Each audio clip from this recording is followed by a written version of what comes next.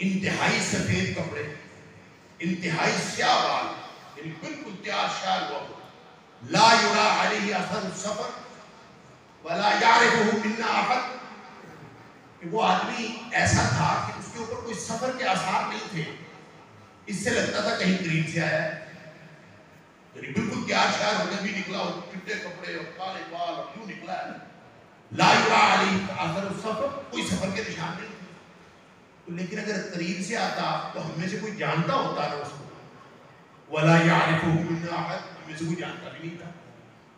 آ کے بیٹھ گیا نبی کریم صلی اللہ علیہ وسلم کے پاس اور گھٹنے سے گھٹنا ملایا اور سوال کرنا شروع کر دیا. اخبرنی عن الاسلام، اخبرنی عن الایمان، اخبرنی عن الاحسان، اخبرنی عن الساعة، اخبرنی عن اشراط. کیا سوال کیا اس نے؟ 4 سوال نبی کریم صلی اللہ علیہ وسلم، یا 5 کہتے ہیں. جب وہ سوال کرتا تھا تو نبی کریم صلی اللہ علیہ وسلم اس کو جواب دیتے تھے، اور جواب سننے کے بعد وہ کہتا تھا صدقتا، آپ نے ٹھیک کہا. صحابہ کہتے ہیں ہم حیران، یہ کیسا آدمی ہے، یسألہ ویصدقہ، اگر اس کو پتہ نہیں کسی بات کا تو تصدیق کیسے کرتا ہے؟ تو اگر اس کو پتہ ہے تو پھر پوچھتا کیوں؟ یہ پوچھتا بھی ہے اور تصدیق بھی کرتا ہے، کمال ہے. پھر پوچھتا ہے اخبرنی عن الاسلام، اخبرنی عن الایمان، بار بار پوچھتا ہے، ہر دفعہ کہتا ہے صدقتا، آپ نے ٹھیک کہا. حیران، حیرتوں کی داستان. اب یہاں سے محسوس ہوتا ہے کہ نبی اکرم صلی اللہ علیہ وسلم کے جو شاگرد تھے نا، بڑے ہی مؤدب اور باادب تھے، کہ کسی نے جرأت نہیں کی کہ اٹھ کے پوچھے کہ یہ کون ہے، بلکہ وہ اٹھ کے چلا گیا. عمر فاروق رضی اللہ تعالیٰ عنہ فرماتے ہیں فَلَبِثْتُ مَلِيًّا، میں کچھ دیر بیٹھا رہا، پھر بھی کسی نے نبی کریم صلی اللہ علیہ وسلم سے نہیں پوچھا، اس کے جانے کے بعد بھی کہ یہ کون تھا، کسی نے نہیں پوچھا. یہ استاد کا ادب ہے. خود نبی کریم صلی اللہ علیہ وسلم نے کچھ دیر بعد عمر سے پوچھا، یا عمر اتدری من السائل، عمر پتہ ہے کون تھا؟ عمر فاروق رضی اللہ عنہ فرمایا اللہ کے رسول سے پوچھے. اب سب حیران تھے، حیرتوں کی انتہا تھی. سوال بھی کیا. اللہ کرے کہ ہمیں بھی تعلیم و تعلق کے آداب آ جائیں، نبی اکرم صلی اللہ علیہ وسلم سے کچھ سیکھ. بہرحال نبی کریم صلی اللہ علیہ وسلم فرمایا کہ جبریل تھے، اتاکم لیعلمکم دین، یہ جبریل تھے یہ تمہیں تمہارا دین سکھانے آئے. کیا پتہ چلا؟ جبریل دین سکھانے آئے.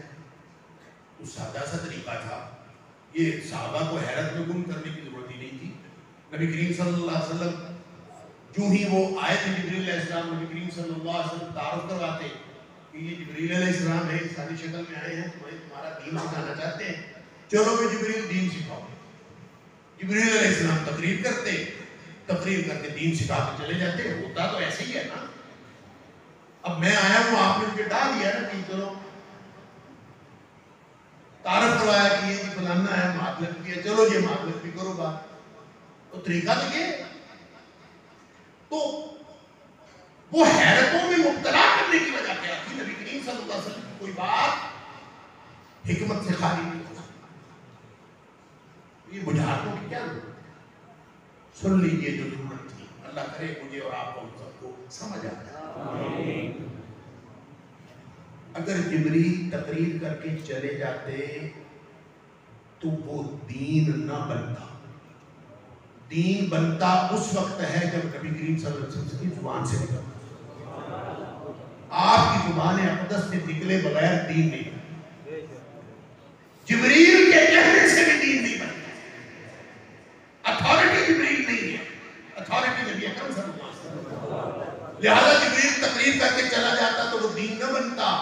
اس نے چونکہ دین سکھانا تھا، لہذا اس نے نبی اکرم صلی اللہ علیہ وسلم کی زبان اقدس سے کہلوانا تھا. اس لیے یہ سوال و جواب ضروری تھا. اگر پہلے بتا دیا جاتا تو صحابہ کرام کے نزدیک اس سوال و جواب کی اہمیت ختم ہو جاتی. لہذا پہلے بھی بتایا، بعد بھی بتایا، پوری توجہ رہی. اور دین بنا اس وقت جب نبی اکرم صلی اللہ علیہ وسلم نے زبان اقدس سے فرمایا اور جبریل نے تصدیق کی، صدقتا کہ آپ نے ٹھیک کہا ہے. جبریل کو بھی تھا، پتہ نبی اکرم صلی اللہ علیہ وسلم کو بھی تھا، صرف نبی کریم صلی اللہ علیہ وسلم کی زبان اقدس سے نکلوا کر ہمیں سمجھایا ہے کہ بے وقوفوں اور اہم کو کس کو دین سمجھتے ہو، دین وہ ہوتا ہے جو نبی اکرم صلی اللہ علیہ وسلم کی زبان اقدس سے نکلے۔ جبریل کے کہنے سے دین نہیں بنتا، میرے پنڈ کے مولوی کے کہنے سے دین بن جاتا ہے۔ جو مرضی اٹھ کے دین کی بات کرتا ہے، ہر ایرا ویرا اٹھ کے دین کی بات کرتا ہے۔ سن لیجئے، جس پر مدینے والے کی مہر نہیں ہے وہ دین نہیں ہے۔ نقلی اور جعلی نوٹ اللہ کے ہاں نہیں چلتے۔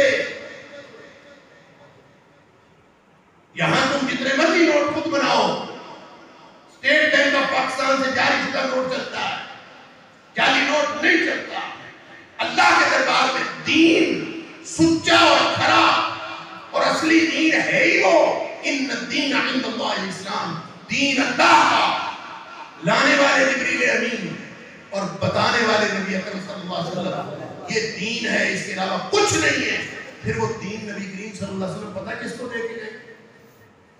اب کتنا سینسٹیو معاملہ تھا کہ اللہ نے جبریل کا نام لیتے ہوئے بھی امین فرمایا، پھر نبی اکرم صلی اللہ علیہ وسلم جنہوں نے سنبھالا اور آگے پہنچایا صادق اور امین، تو دیکھے جس کو گئے وہ صادق اور امین نہیں تھے، جن کو دے کے گئے۔ دین کا معاملہ ہے، اگر صحابہ میں نعوذ باللہ من ذالک کھوٹ ہوتی تو اللہ کے رسول صلی اللہ علیہ وسلم ان کو دین دے کے نہ جاتے۔ آپ نے پوچھا خطبہ حجۃ الوداع کے موقع پر، حل بلغتکم،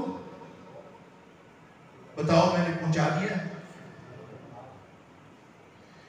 اللہ، صحابہ کرام نے بیک زبان ہو کے کہا قد بلغت وادیت ونصحت، آپ نے پہنچا دیا، آپ نے خیر خائی کا حق ادا۔ اللہ، پھر نبی کریم صلی اللہ علیہ وسلم نے اللہ کو گواہ بنایا، اللہم اشہد اللہم اشہد، آپ انگلی کا اشارہ فرماتے تھے آسمان کی طرف اور ساتھ دیکھتے تھے کہ اللہ گواہ ہو جائے میں نے پہنچا دیا، تیرا دین جو تو نے میرے ذمہ لگایا تھا میں نے صحابہ کرام کو دے دیا ہے۔ اور پھر فرمایا فَلْيُبَلِّغِ الشَّاهِدُ الْغَائِبَ، اب یہ دین آگے ہر اس شخص تک پہنچانا تمہاری ذمہ داری ہے، جو یہاں موجود ہیں ان کی ذمہ داری ہے کہ وہ ہر اس شخص تک میرا دین پہنچا دے جو یہاں موجود نہیں ہے۔ لہذا دین وہ ہوگا جب یہاں گجرات میں بیٹھا ہر شخص حوالہ دیتے وقت کہے کہ میں نے فلاں سے سنا، اس نے فلاں سے سنا، اس نے فلاں سے سنا، اس نے فلاں صحابی سے سنا، فلاں صحابی نے فلاں موقع پر نبی اکرم صلی اللہ علیہ وسلم سے سنا۔ اگر یہ سند علم کی متصل ہے تو وہ دین ہے، اور اگر یہ نہیں ہے تو دین نہیں ہے۔ ایک اور بہانہ ہمیں ملا ہوا ہے کہ جی قرآن حدیث محدود ہے، مسائل لا محدود ہے، یہ بھی ایک بہانہ ہے، چور دروازہ۔ نصوص محدود ہے، مسائل لا محدود، لہذا بندہ بھی سننے والا سوچتا ہے نصوص محدود ہے، مسائل روز نئے نئے آ رہے ہیں، روز نئے نئے مسائل، روز نئے نئے، تو وہ جو گیپ پیدا کیا جاتا ہے نا اس فکرے سے کہ جی نصوص محدود ہے، میں بہت معذرت کے ساتھ عرض کر رہا ہوں، کسی کو میری بات بری لگے تو مجھے معاف کر دیجیے۔ محدود اور لامحدود کا یہ تصور دے کر جو گیپ بنایا جاتا ہے نا، گیپ، اس کو چور دروازے کے طور پر استعمال کیا جاتا ہے۔ یہ گیپ ہے، پھر اس میں سے جو مرضی ڈال، گیپ جو ہوا اور کوئی گیپ نہیں ہے۔ یہ بات کہ نبی اکرم صلی اللہ علیہ وسلم سے پوچھ لیتے ہیں کہ کیا یہ محدود ہے اور مسائل لامحدود ہیں؟ سن لیجیے، نبی اکرم صلی اللہ علیہ وسلم نے فرمایا ما ترکت شیئا، سبحان قربان جائے، فرمایا ما ترکت شیئا، میں نے ایک بھی چیز ایسی نہیں چھوڑی یقربکم من اللہ، جو تمہیں اللہ کے قریب کر سکتی تھی، ویبعدکم من النار، اور تمہیں جہنم سے دور کر سکتی تھی، الا امرتکم بہ، مگر میں نے اس کا حکم دے دیا۔ وما ترکت شیئا، اور میں نے ایک بھی چیز ایسی نہیں چھوڑی یبعدکم من اللہ ویقربکم من النار، اللہ سے دور کر سکتی تھی اور جہنم کے قریب کر سکتی تھی، الا نہیتکم عنہ، مگر میں نے اسے منع کر دیا ہے۔ لہذا جو منع کرنے والی باتیں تھی ساری منع کرتی ہے، جو حکم دینے والی باتیں تھی ساری حکم دیتی ہے۔ اب نبی اکرم صلی اللہ علیہ وسلم یہ دعویٰ کر رہے ہیں، آپ کہتے ہیں گیپ ہے، بات نبی کریم صلی اللہ علیہ وسلم کی مانے کہ آپ کی مانے؟ کوئی گیپ نہیں، نئی نئی چیزیں پیدا ہوتی رہتی ہیں، حکم وہی لگے، دین مکمل۔ ہوائی جہاز آ گیا تو کیا حرج ہے؟ ہوائی جہاز میں بیٹھنے نہ بیٹھنے سے جنت جہنم کا فیصلہ نہیں ہوتا۔ ہاں جس نیت سے بیٹھا ہے اس سے ہو سکتا ہے جہاز میں بیٹھنا جنت میں پہنچا دے، بدنیتی سے جہاز میں بیٹھنا جہنم میں پہنچا دے، یہ ہو سکتا ہے۔ لیکن کوئی شخص جہاز میں بیٹھا تھا کہ نہیں بیٹھا تھا، نہ اللہ نے پوچھنا کیا متولد ہے۔ اور اسی طرح سے ہر چیز کے بارے میں جب دین ایسا مکمل اور جامع دین عطا فرما دیا ہے تو پھر ہمیں ضرورت کیا ہے کہ ہم خواہ مخواہ گھر گھر دین بنانے کی فیکٹریاں لگائے بیٹھے ہیں اور کبھی کسی سے پوچھے کبھی کسی سے پوچھے۔ اور سن لیجئے فتنے کے دور کا یہی فتنہ ہے کہ ہم نے نبی اکرم صلی اللہ علیہ وسلم کی رہنمائی چھوڑ دی ہے۔ حضرت حذیفہ بن یمان رضی اللہ تعالیٰ عنہ جو شر اور خیر کے بارے میں سوال کیا کرتے تھے، بخاری مسلم کے اندر حدیث موجود ہے، آپ فرماتے میں پوچھا کرتا تھا شر کے بارے میں، لوگ پوچھا کرتے تھے خیر کے بارے میں۔ تو لمبی حدیث ہے، میں نے پوچھا اللہ کے رسول صلی اللہ علیہ وسلم ہم شر کے دور میں تھے، آپ تشریف لائے، اللہ نے خیر عطا فرما دیا، کیا اس کے بعد بھی کوئی شر کا دور ہے؟ فرمایا ہاں ہے۔ اللہ کے رسول صلی اللہ علیہ وسلم کیا اس کے بعد بھی کوئی خیر کا دور ہے؟ فرمایا ہے تو صحیح اس کے بعد خیر کا دور، لیکن اس میں دھوکہ ہے، اس میں دھندلکا ہے۔ فیہ دخن، دخن کا مطلب ہوتا ہے دھواں، دھواں کا مطلب یہ کہ کوئی ابہام ہے، کوئی کنفیوژن، سیدھا خیر کا معاملہ نہیں ہے، تو دور خیر کا، لیکن اس دور میں دھندلکا پیدا ہو جائے گا، کنفیوژن کریٹ کر دیا جائے گا۔ حیران ہوئے حضرت حذیفہ رضی اللہ تعالیٰ کہ دھندلکا کیسا؟ جب دین، جب زمانہ خیر کا ہے تو اس پہ دخن کیسا؟ ما دخن ہو یا رسول اللہ صلی اللہ علیہ وسلم، دخن کیسا؟ فرمایا دخن یہ ہے کہ ائمۃ یہدون، پیشوائی کرنے والے پیشوائی کر رہے ہوں گے، رہنمائی دینے والے رہنمائی کر رہے ہوں گے، لیکن وہ جو رہنمائی دے رہے ہوں گے بغیر ہدی، وہ میری لائی ہوئی رہنمائی نہیں، یہ دھوکہ ہوگا اس کا۔ مجھے نہیں پتا کہ ہم دھوکے والے خیر کے دور میں ہیں کہ اس کے بعد آنے والے شر کے دور میں ہیں، کیونکہ اس کے بعد جو شر کا دور ہے اس کے بارے میں تو نبی اکرم صلی اللہ علیہ وسلم نے اسی حدیث میں فرمایا دعاۃ الی ابواب جہنم، اس کے بعد تو ایسے داعی پیدا ہو جائیں گے جو سارے کے سارے جہنم کے دروازوں کی طرف بلا رہے ہیں۔ من اجابہم الیہا، جو ان کی دعوت پر لبیک کہے گا فقذفوہ فیہا، وہ اس کو ساتھ لے جا کے جہنم میں پھینک۔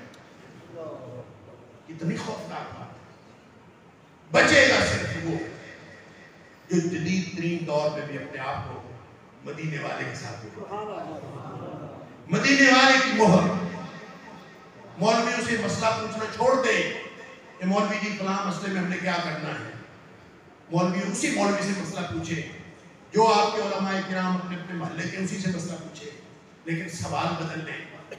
یہ سوال نہ پوچھا کریں مولوی صاحب اس موقع پر کیا کرنا ہے، یہ پوچھا کریں کہ اس موقع پر نبی اکرم صلی اللہ علیہ وسلم کیا کرنا ہے، بس یہ سوال بدل لیں۔ امام مالک علیہ رحمہ کے پاس آئے، ایک شخص نے سوال پوچھا، حضرت وضو کا طریقہ بتا دیجئے، فرمایا تیرا سوال غلط ہے۔ حیران ہو، حضرت وضو کا طریقہ سے تمہیں بتا دیں، غلط ہے تیرا سوال، 3 دفعہ پوچھا، سوال غلط، سوال بدل، حضرت بتا دیں کیسے سوال ہے؟ فرمایا میں کون ہوتا ہوں وضو کا طریقہ بتانے والا، تو مجھ سے پوچھ نبی اکرم صلی اللہ علیہ وسلم کا وضو کا طریقہ کیا۔ لہذا سوال بدلے، پھر دین سمجھ میں آئے گا۔ دین تک پہنچنا ہے تو سوال بدلنا، اور دین اس حکم مدینے والے کی، وگرنہ قیامت والے دن یہ جو نبی کریم صلی اللہ علیہ وسلم نے فرمایا نا کہ میری امت آئے گی اور میں ان کو پانی پلا رہا ہوں گا، یہ ہم سب امتی ہیں، اللہ کا شکر ہے۔ اگر ہم امتی ہیں نا، غور سے سمجھ لیجیے، بس میں عمل کرتا ہوں اس کو۔ نبی اکرم صلی اللہ علیہ وسلم نے فرمایا اگر کوئی میرا امتی ہے نا تو یہ اتنا بڑا اعزاز ہے، یہ اتنا بڑا اعزاز ہے، یہ اتنا بڑا اعزاز ہے کہ وہ جنتی ہے، امتی جنتی۔ کل امتی یدخلون الجنہ، میرا ہر امتی جنت میں جائے۔ یہ کوئی چھوٹا ہے کہا؟ نبی اکرم صلی اللہ علیہ وسلم امتی ہو، لیکن سوال یہ ہے کہ کیا ہم امتی ہیں؟ امت کی ڈیفینیشن پر پورے اترتے ہیں، دعوے سے عمل سے۔ الا من ابا، فرمایا وہ نہیں جائے گا جنت میں، ساری امت میری جنت میں جائے گی، صرف وہ نہیں جائے گا جس نے خود انکار کر دیا کہ میں نے کو نہیں جانا۔ اب کس سے انکار کیا؟ یہاں پہ من ابا ہے، جنت میں جانے سے انکار کر دیا یا امتی ہونے سے انکار کر دیا؟ بات ایک ہی ہے، کیونکہ امتی ہے تو جنتی ہے، امتی ہونے سے انکار کر دے تو پھر بھی جنت نہیں، جنت میں جانے سے انکار کر دے، ایک ہی بات ہے۔ صحابہ حیران ہو گئے، بھلا کون ہے بندہ جو انکار کرے میں نے جنت میں کو نہیں جانا، کیا انکار کرے کہ میں امتی نہیں ہوں؟ سبحان اللہ۔ یعنی ہم میں سے جس کو مرضی پوچھ لے امتی ہے، ہاں ہے، کون انکار کرتا؟ یہ سوال ہمارا بھی ہے کہ اللہ کے رسول صلی اللہ علیہ وسلم بھلا کون انکار کرتا ہے؟ ہر شخص امتی ہونے سے بھی بھلا کوئی انکار کرتا ہے؟ فرمایا یہ دعویٰ ثبوت مانگتا ہے، من اطاعنی فدخل الجنہ، جس نے میری بات مان لی وہ ہے اصل میں میرا امتی اور وہ گیا جنت میں۔ ومن عصانی، جس نے بات میری نہیں مانی، فقط ابا، اس نے انکار کر دیا، امتی ہونے سے کیا ہے یا جنت میں جانے سے کیا ہے، وہ انکاری ہے۔ جو نبی پاک صلی اللہ علیہ وسلم کی بات نہیں مانتا تو انکاری۔ میں تو حیران ہوں، کل کسی نے مجھے نا ایک اسکرین شاٹ بھیجا، فیس بک پہ کوئی کسی نے سوال کیا تھا کسی عالم دین سے۔ اس نے سوال کیا کہ حضرت یہ جو ہے نا فلاں حدیث میں اس کوئی مسئلہ پوچھا ہوتا ہے، فلاں حدیث میں یہ الفاظ آتے ہیں اور آپ لوگ یہ اس کے بارے میں جو آپ نقطہ نظر رکھتے ہیں وہ اس سے مختلف ہے، ان الفاظ میں تو کوئی اس کی دلیل نہیں بنتی، تو جو کام آپ کرتے ہیں اس کی دلیل کیا ہے؟ یہ سوال کیا ہوا اور آخر میں لکھا کہ میں انتہائی ادب سے یہ سوال کر رہا ہوں اور بہت معذرت میں پیش کی معذرت، اس نے یہ سوال کیا اور نیچے وہ حضرت مولانا نے جواب دیا۔ جواب میں لکھا کہ یہ جو سوال آپ کر رہے ہیں نا اس کو سوال نہیں کہتے، اس کو خارش کہتے ہیں۔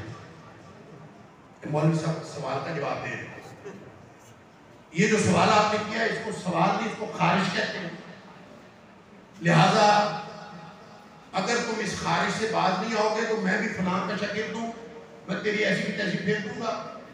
الفاظ کچھ اور تھے اور آخر پہ لکھا تیری معذرت پر بھی لعنت۔ نبی پاک صلی اللہ علیہ وسلم کی حدیث سن کے اتنی تکلیف کیا ہے؟ اس نے حدیث ہی تو پوچھی ہے، اس نے حدیث سنائی، آپ نے اگر نہیں ماننی وہ حدیث، نبی کریم صلی اللہ علیہ وسلم کی بات نہیں ماننی، کسی اور کی ماننی ہے، وہ آپ کہتے ہیں کہ ہم نبی پاک صلی اللہ علیہ وسلم کی بات نہیں مانتے، ہم کسی اور کی مانتے ہیں، بات ختم۔ ہمارا کیا جھگڑا؟ ہمارا جھگڑا تو ہے ہی اس وقت جب آپ کہہ رہے ہو کہ آپ بھی نبی کریم صلی اللہ علیہ وسلم کی بات مانتے ہیں، میں کہہ رہا ہوں کہ میں بھی نبی کریم صلی اللہ علیہ وسلم کی بات مانتا ہوں۔ اچھا حدیث کے الفاظ یہ ہیں تو چلے مجھے سمجھا دے تو ہم دونوں ہی نبی کریم صلی اللہ علیہ وسلم کی بات مان رہے ہیں، تو پھر ہمارا اختلاف ہے۔ یہ سوال پوچھا تھا تو آگے سے یہ لعنت ڈالنے کی کیا ضرورت تھی؟ ابا کا مطلب سمجھ آتا ہے جو نبی کریم صلی اللہ علیہ وسلم نے فرمایا تھا من اطاعنی فدخل الجنہ۔ اللہ کے بندو حدیث آ جائے سامنے نبی کریم صلی اللہ علیہ وسلم تو تمہارا تو سر تسلیم خام ہونا چاہیے۔ یہ تو منافق کرتے تھے، فرمایا لا تجعلوا دعاء الرسول بینکم کدعاء بعضکم بعضا. نبی کریم صلی اللہ علیہ وسلم کے بلاوے کو آپس میں ایک دوسرے کے بلاوے کی طرح نہ سمجھا کرو. قد يعلم الله الذين يتسللون منكم لواذا.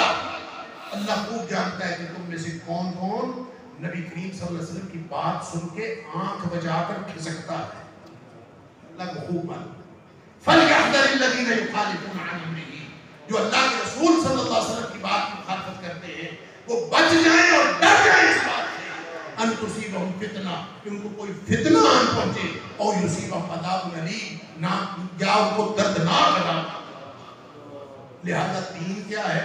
نبی اکرم صلی اللہ علیہ وسلم مدینے والے کی مہر جس پہ ہے. ٹھیک بات ختم. یہ کسی جگہ بات ہو رہی تھی ایصال ثواب ہو سکتا ہے نہیں ہو سکتا, پہنچتا ہے نہیں پہنچتا, ہر جگہ بحث اٹھ کھڑی ہوتی. وہ ایک مولوی صاحب دلیل دے رہے تھے نہیں جی ہم گالی دیں کسی کو تو پہنچتی ہے نہیں پہنچتی, دادا باپ دادا کو گالی دیں تو پہنچتی ہے نہیں پہنچتی. تو گالی پہنچ سکتی ہے تو قرآن پڑھا ہوا کیوں نہیں پہنچتا؟ تو کسی نے میرے سے پوچھا, میں نے کہا بات یہ ہو سکتا ہے پہنچتا ہو, ہمیں نہیں پتا. قرآن پڑھا ہوا پہنچتا ہے کہ نہیں پہنچتا میں کچھ نہیں کہہ سکتا. میں صرف یہ کہہ سکتا ہوں کہ قرآن پہنچنے کی گارنٹی مولوی تو دے رہا ہے, مدینے والے نے نہیں دی. مدینے والے نے گارنٹی کو نہیں دی. مدینے والے نے گارنٹی صدقہ پہنچنے کی دی ہے, دعا پہنچنے کی دی ہے, دعائے مغفرت پہنچنے کی دی ہے. یہ تیرے قرآن پڑھے کی گارنٹی مدینے والے نے کوئی نہیں دی. ہو سکتا ہے پہنچتا ہو مجھے نہیں پتا. بات ختم. میرا جھگڑا کیا؟ میں نے تو مدینے والے کی گارنٹی کو گارنٹی سمجھنا ہے, آپ کی گارنٹی کو گارنٹی نہیں سمجھنا. سن لو امتیوں, آخری حدیث عرض کرنے لگا ہوں. اللہ کرے کہ میرے اور آپ کے مجھے الفاظ نہیں مل رہے, میں کیا الفاظ بولوں. سن لیجئے نبی کریم صلی اللہ علیہ وسلم کے الفاظ, شاید ہمارے دلوں پر اثر کر جائیں. اگر ہمارا کلیجہ نہیں پھٹتا نا یہ الفاظ سن کے, تو پھر میں اور آپ ہم سوچیں کہ ہم نبی کریم صلی اللہ علیہ وسلم کے باقی امتی. پتہ ہے کیا فرمایا؟ فرمایا الا انی فرضتکم علی الحوض. میرے امتیوں میں تمہارا فرض بن کے حوض کوثر پر جا رہا ہوں. فرض عربی زبان میں اس پیش رو کو کہتے ہیں کہ کہیں قافلے میں سفر کرنا ہو تو ایک بندے کو پہلے بھیج دیا جاتا ہے. وہ جا کے دیکھتا ہے قافلہ پڑاؤ کہاں کرے گا, ایندھن کہاں سے لے گا, چیزیں کہاں سے لے گا, بیٹھے گا کہاں, یہ جگہ ٹھیک ہے, یہ جگہ پانی کہاں سے لے گا. تو جو یہ انتظام کرنے کے لیے پہلے جاتا ہے اس کو فرض کہتے ہیں. نبی اکرم صلی اللہ علیہ وسلم ہم امتیوں کو فرما رہے ہیں, امت کا دعوے دار ہے, امت ہونے کے دعوے داروں کو کیا خبردار ہو کے سنو, انی فرضتکم علی الحوض. امتیوں میں تمہارا فرض بن کے, تمہارا پیش رو بن کے حوض کوثر پر جا رہا ہوں. گویا تمہارے انتظامات کرنے کے لیے جا رہا ہوں. انظرکم, میں وہاں تمہارا انتظار کروں. وَإِنِّي مُكَاثِرٌ بِكُمُ الْأُمَمَ, جب تم زیادہ تعداد میں آؤ گے تو میں دوسری امتوں پر فخر کروں. یہ دیکھیں میری بات. اب اگلے الفاظ میں روکتا ہوں, درمیان میں ایک دو حدیثوں کا ذرا سا حوالہ پھر میں بات مکمل کر کے آپ سے اجازت لوں گا. نبی اکرم صلی اللہ علیہ وسلم نے ایک دوسری حدیث میں فرمایا کہ میں حوض کوثر پہ بیٹھا پانی پلا رہا ہوں اور میری امت گروہ کی گروہ آ رہی ہوں. ایک حدیث میں آتا ہے, صحابی پوچھتا ہے اللہ کے رسول صلی اللہ علیہ وسلم 1,24,000 نبیوں کی امتیں ہوں گی, آپ کیسے پہچانیں گے کہ یہ میری امت ہے؟ آپ کیسے پتہ چلے گا میری امت؟ فرمایا میری امت قیامت والے دن اس کے 5 اعضاء روشن ہوں گے, اعضائے وضو, غرم محجلین من آثار الوضوء. جو 5 اعضاء, دونوں ہاتھ, دونوں پاؤں اور چہرہ, جو روشن ہوتا, جو دھلتا ہے وضو کے دوران, قیامت والے دن اللہ ان کو روشن کر دے گا. میں اس سے پہچانوں گا کہ یہ میری امت ہے. اب یہاں پہ سوچ لیجیے کہ جو بندہ نماز نہیں پڑھتا وہ تو امت سے ویسے خارج ہو گیا نا, اس کا تو امت ہونے کے ساتھ کوئی تعلق نہیں. نہ وہ 5 وقت نماز پڑھے, نہ اس کا आज़ाए वुज़ू धुले, ना उसका क़यामत वाले दिन चेहरा रोशन हो, ना उसमें कोई निशानी हो जिससे नबी करीम सल्लल्लाहु अलैहि वसल्लम ने पहचानना है कि ये मेरा उम्मत है। और आधी उम्मत जो नमाज नहीं पढ़ती वो तो वैसे ही रह गए, वो जो नमाजी है। सुन लीजिए, फरमाया गिरा आएगा हत्ता इज़ा अरफ़्तुहुम व यअरिफ़ूननी, मैं उनको पहचान लूंगा, वो मुझे पहचान लेंगे। और पहचानना नबी करीम सल्लल्लाहु अलैहि वसल्लम ने कैसे है? उस निशानी से। इसका मतलब है निशानी तो उनमें होगी जो पहचानेंगे, इसका मतलब है नमाजी होंगे। फरमाया मैं उनको पहचान लूंगा, मुझे पहचान लेंगे, लेकिन फरिश्ते उनको रोक लेंगे कि इनको नहीं जाने देना, ये आपकी उम्मत नहीं है, नमाजी भी आपकी उम्मत नहीं है। फरमाया मैं झगड़ा करूंगा, मेरी उम्मत है आने दो, वो कहेंगे आपकी उम्मत नहीं है। और दलील पता क्या देंगे? वो दलील ये देंगे कि इन्नका ला तदरी, ए हबीब सल्लल्लाहु अलैहि वसल्लम आप नहीं जानते, मा अहदथु बअदक, आपके दुनिया से तशरीफ ले जाने के बाद इन्होंने दीन में क्या कुछ नया पैदा कर दिया, इन्होंने खुद दीन ढाल लिया था, आप नहीं जानते। फरमाया मैं ये सुनूंगा तो मैं कह दूंगा सोहतन सोहतन, उनको दूर ले जाओ, इनको दूर ले जाओ, उनको घसीट के जहन्नम में फेंक दिया। अब उस हदीस को मैं मुकम्मल कर लूं, अला इन्नी फरतुकुम अलल हौज़, मैं तुम्हारा फर्ज बन के हौज़ कौसर पर जा रहा हूँ, खबरदार होकर सुनो। अंजुरुकुम, मैं तुम्हारा इंतजार करूंगा, व इन्नी मुकासिरुम बिकुमुल उमम, और मैं दूसरी उम्मतों पर फख्र करूंगा कि तुम ज्यादा ज्यादा आओगे। फला तुसब्बिदू बिवजही, मेरी रुसवाई न करा देना क़यामत वाले दिन। उम्मतियों, तुम्हारा अगर कलेजा पाश पाश नहीं होता नबी अकरम सल्लल्लाहु अलैहि वसल्लम की ये दुआई सुन के, फला